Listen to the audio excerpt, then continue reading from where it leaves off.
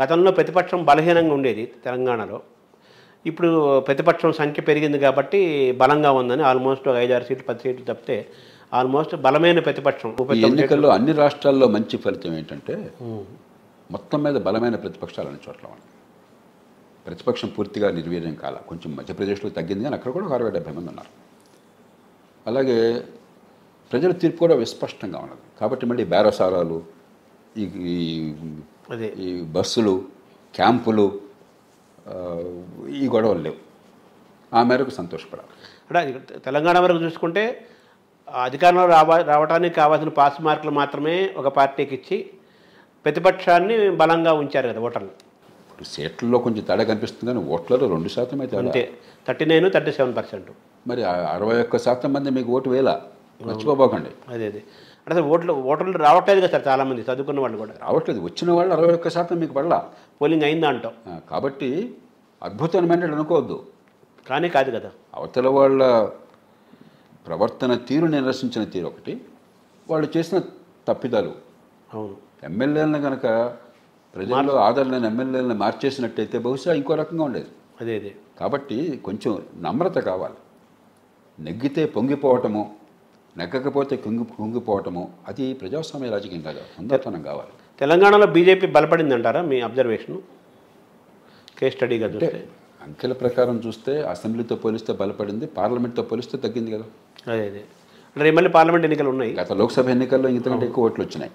కానీ సమస్య ఏంటంటే ఏ పార్టీ అయినా కూడా మూడవ పార్టీగా ఉన్నంతకాలం మీకు చాలా కష్టం అవుతుంది. అదే థర్డ్ ప్లేస్. ఇప్పుడు నేను గత 2-3 ఏళ్ళ కాలంలో చాలాసార్లు బహిరంగంగా చెప్పాను, తెలంగాణలో నిజమైన పోరాటం అధికారులను గౌరవిస్తారనేది సెకండరీ, రెండో పార్టీకి ఎవరు మిగులుతారన్నది. టీఆర్ఎస్ గ్యారంటీగా అధికారం ఉంది కాబట్టి ఫస్ట్ ఒక పార్టీ కదా, రెండులో ఉంటుంది కదా. గత 2 ఏళ్ళుగా జరిగిన పోరాటం కాంగ్రెస్కి బీజేపీకి మధ్య రెండో పార్టీ ఎవరని చెప్పింది. మధ్య ఉప ఎన్నికల్లో కాంగ్రెస్ పార్టీ తేలిపోయినట్టు కనిపించింది. హుజురాబాద్ కావచ్చు, దుబ్బాక కావచ్చు, లేకపోతే మునుగోడు కావచ్చు, తేలిపోయినట్టు కనిపించింది. కాబట్టి ఈ పరిస్థితుల్లో ఒకవేళ కనుక కాంగ్రెస్ పార్టీ మూడో పార్టీగా ప్రజల మనసులోకి వచ్చిందనుకోండి, ఇవాళ బీజేపీ స్థానం కాంగ్రెస్కి వచ్చిండేది. మన ఎన్నికల వ్యవస్థ మూడో పార్టీకి ఫలితాలు ఇవ్వదు. కామారెడ్డి ఫలితం నుంచి ఏం నేర్చుకోవాలి సార్ ఈ నాయకులు, అగ్ర నాయకులు? నిజంగా గొప్ప ఫలితం అది. చాలా చోట్ల ఒక నాయకుడిని ఓడించారు. ఉదాహరణగా ఎన్టీ రామారావు గారిని చిత్తరంజన్ దాస్ కల్వకుర్తి ఓడించారు. ఇందిరాగాంధీని రాజనారాయణ గారు ఓడించారు. మహానాయకులు పోయారు చాలా సందర్భాలు. కానీ ఒక ముఖ్యమంత్రి మరో ముఖ్యమంత్రి రేసులో ప్రథమ స్థానంలో ఉన్న మనిషి ఇద్దరిని ఏకకాలంలో ఒక నియోజకవర్గంలో ఓడించడం అన్నది ఒక అసాధారణమైనటువంటిది. అంటే ఈ ప్రజల్ని మీరు చులకనగా చూడద్దు, తక్కువ అంచనా వేయద్దు. ప్రజలు నేను ఏం చెప్తే ప్రజలు నా మాట వింటారు, వాళ్ళంతా గొర్రెలు, అంతా నాదే అని చెప్పిన అహంకారం వేడాలి. రాజకీయంలో వాళ్ళందరికీ ఆ సంగతి తెలుసు, లెక్కమ్మకెళ్తున్న వాళ్ళకి. మరోసారి చాలా కొట్టొచ్చినట్టుగా తెలంగాణ ప్రజలు, కామారెడ్డి ప్రజలు చాలా బలంగా ఆ సంకేతాన్ని ఇచ్చారు. నువ్వు ఎంత గొప్పవాడో నాకు అనవసరమయ్యా, నా ప్రతినిధిగా ఉండాలంటే నాకు అందుబాటులో ఉండాలి, నేను నమ్మాలి, నేను నీకు ఓటించి కూర్చోబెడుతున్నా కానీ నీ వల్ల నేను రావటం లేదు. అది నిజమది. కానీ ఆ నిజాన్ని చాలా ప్రస్ఫుటంగా మరోసారి వీళ్ళందరికీ అర్థమయ్యేట్టుగా రుజువు చేశారు. ఈరోజు ప్రతిపక్షంలోకి వచ్చిన వాళ్ళకి మీరు ఇచ్చే సలహాలు కానీ సూచనలు కానీ సార్? అధికార పక్షానికి చెప్పారు మీరు, ప్రతిపక్షాల రోల్ కేటీఆర్ గారి ఇచ్చినటువంటి ప్రకటన నేను పూర్తిగా ఆహ్వానిస్తున్నాను, అభినందిస్తున్నాను. కేటీఆర్ చాలా హుందాగా, మేము 10 ఏళ్లుగా చేతన పరిపాలన చేసాం, మంచి పరిపాలన అందించాము. ప్రజలు అపోజిషన్లో కూర్చోబెట్టారు, చాలా హుందాగా కూర్చుంటాం, నిర్మాణాత్మకంగా మేము సహకరిస్తామని చాలా సరైనటువంటిది. ఒక మంచి సాంప్రదాయం పాటించాలి. అధికారంలో ఎవరున్నా ప్రతిపక్షంలో ఎవరున్నా కూడా ప్రభుత్వం అందరిది, క్యాబినెట్ అందరిది. ఇది ఎవరి సొత్తు కాదు. మనం కాంగ్రెస్ ప్రభుత్వం అంటే కాంగ్రెస్ ప్రభుత్వం కాదు, తెలంగాణ రాష్ట్ర ప్రభుత్వం. అది కాంగ్రెస్ కావచ్చు, బీఆర్ఎస్ కావచ్చు, టీఆర్ఎస్ కావచ్చు, మరొకళ్ళు కావచ్చు. ముఖ్యమంత్రి అందరి మనిషి, క్యాబినెట్ అందరిది.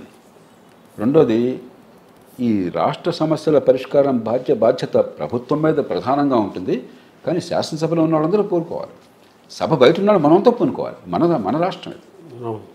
కాబట్టి నేను కోరేది ఏమిటంటే, ఒకటి హుందాతనాన్ని పాటించండి, మంచి సఖ్యత ప్రదర్శించండి, అంశాల మీద మీరు రాజీ పడద్దు, గట్టిగా నిలబడి పోరాడండి, విమర్శించండి. ప్రజాస్వామ్యం నాశనం అయిపోతుంది అలా అంశాల మీద పోరాడకపోయినట్టయితే. కానీ ఇరుకున పెట్టడం కోసం చేయొద్దు, రాష్ట్ర భవిష్యత్తును ఆలోచన చేయండి. కొన్ని సందర్భాల్లో కలిసి పనిచేయాలి. ఉదాహరణకి అసంబద్ధమైన పథకాలు 1,20,000 కోట్లు పెట్టి కొంచెం జ్ఞానోదయం అయ్యి చేయలేమని చెప్పని కొంచెం ముందుకు వచ్చారనుకోండి, దాన్ని ఎన్నికల్లో వాడుకోండి తర్వాత, కానీ ఇప్పుడు సహకరించండి. అంటే తమిళనాడులో వాళ్ళు ఎలక్షన్ టైంలో రాజకీయాలు చేసుకొని ఎలక్షన్ అయిపోయి వచ్చిన తర్వాత వాళ్ళకి రాష్ట్ర ప్రయోజనాలకి అన్ని పార్టీల వాళ్ళు వ్యక్తిగతంగా తన నియోజకవర్గం ప్రయోజనం కోసం వాళ్ళు అలా భావించే సంస్కృతి మిగతా చోట కూడా రావాలంటారా? తమిళనాడు ఇప్పుడు వచ్చింది, పూర్వం అలా ఉండేది కాదు. తమిళనాడులో వీడొస్తే వాడిని జైల్లో పెట్టేవాడు, వాడొస్తే వీడిని జైల్లో పెట్టేవాడు. ఇప్పుడు కొంచెం స్టాలిన్ కొంతమేర దాన్ని మార్చాడు. కాబట్టి ఒక సంస్కారయుతమైనది, వ్యక్తిగతంగా మర్యాదలను పాటించేది. నా దృష్టిలో ప్రధానమంత్రి ప్రతిపక్ష నాయకుడు, నాకు నాయకురాలు, అలాగే ముఖ్యమంత్రి ప్రతిపక్ష నాయకుడు ఎప్పుడైనా ఫోన్లో సంప్రదించుకోవాలి, అప్పుడప్పుడు కలిసి హాయిగా మాట్లాడుకోవాలి, మనసుకు మాట్లాడుకోవాలి. రాజకీయంలో రాజీ పడకుండా రాష్ట్ర భవిష్యత్తు కోసం అని చెప్పని ఉమ్మడిగా ఏకాభిప్రాయం సాధించాలి. అంటే ప్రతిపక్షమే కానీ ప్రత్యర్థులు కాదంటారు కదా, శత్రువులు కాదని కదా. ఖచ్చితంగా ఇది శత్రురాజులు కాదు వీళ్ళు. అదే